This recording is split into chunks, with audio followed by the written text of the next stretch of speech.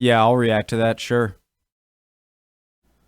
Okay, guys. Again, thanks to all you South Africans, Australians, New Zealanders, especially Australians. A lot of you subscribing lately. I want to show you some love, learning about a few of the things. When I looked up Australian holidays, something I'd like to learn about, get to know the country a bit more, and its history. The two main ones that came up were Australia Day and Anzac Day, both from the same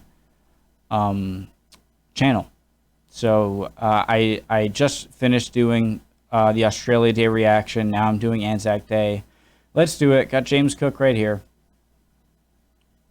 Let's go. Original link at the top of the description below, right below the Discord link. Click on it. Join the community. Send you right over there. Love to have you. My name's Connor. If you're new, nice to meet you. I'd like to learn about history through YouTube recommendations. Let's go. Did I say that twice? I'm going crazy. All right, let's go.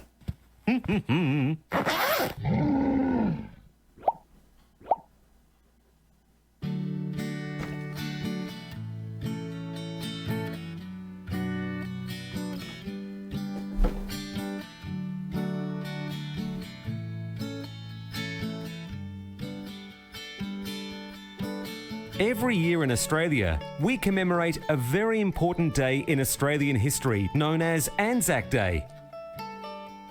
At this time of the year, you might sometimes bake Anzac biscuits or stand in silence. Is this like a Memorial Day? Are these a bunch of soldiers? To reflect and remember Anzac soldiers.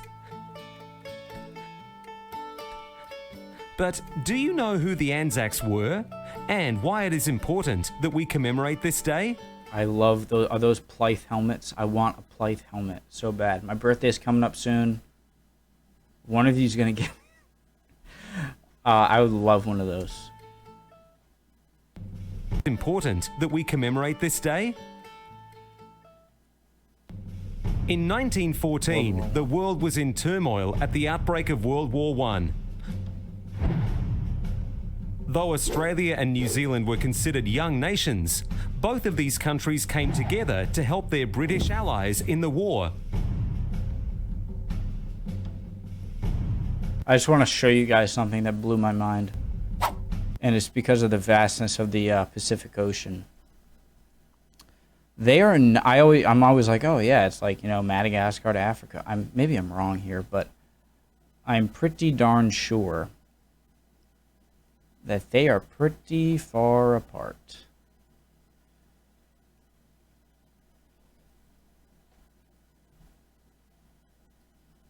Let's see the closest point, the very closest point. Measure distance to here is over 1,000 miles of open ocean. That's crazy.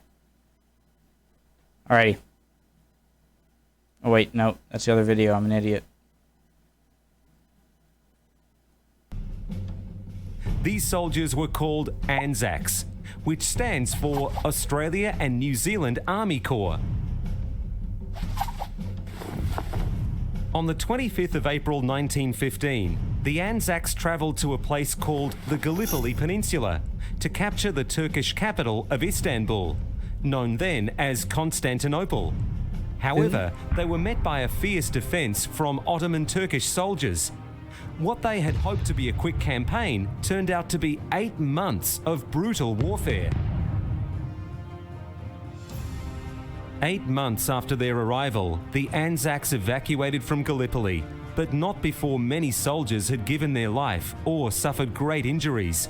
Didn't they make a really important last stand in a northern African area against the Germans?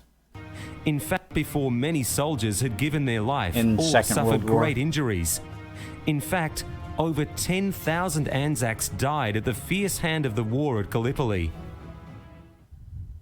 Upon their return, Australia has commemorated Anzac Day since the 25th of April 1916, 1 year after the Anzacs first arrived at Gallipoli.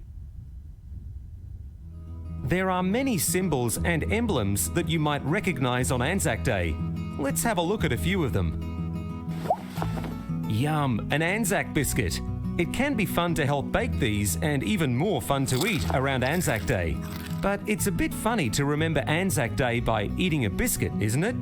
Where did they come from? The Anzac biscuit we have today is similar to a type of food many of the Anzac soldiers carried with them. Because That's they awesome. didn't have fridges or shops to get food from, the soldiers needed to eat food that would not go bad over time.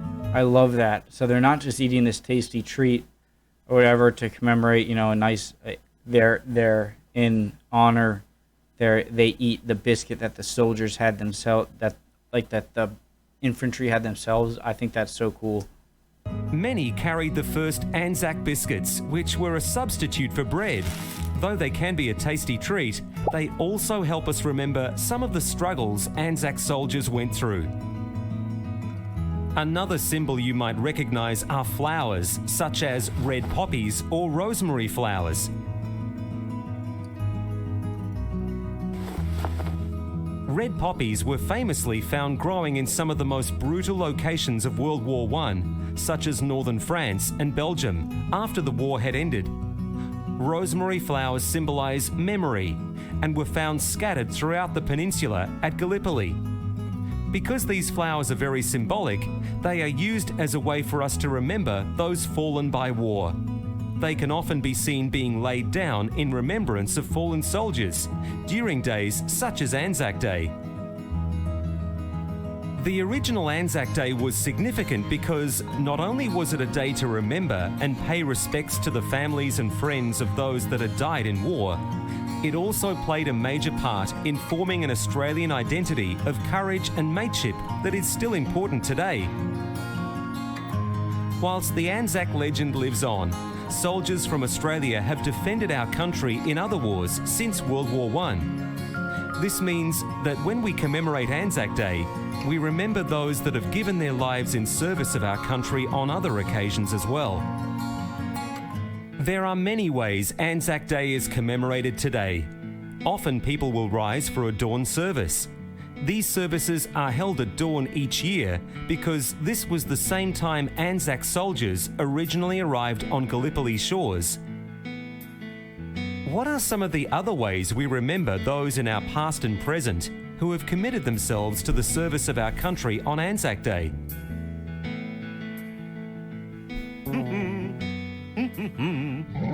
Awesome, learning more about Australian culture, stuff like that. Thanks all you Aussie subs, means a lot, and all of you guys from every country.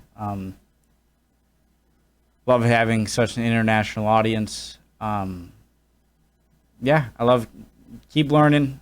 I'll be back with another video soon. See you guys next time.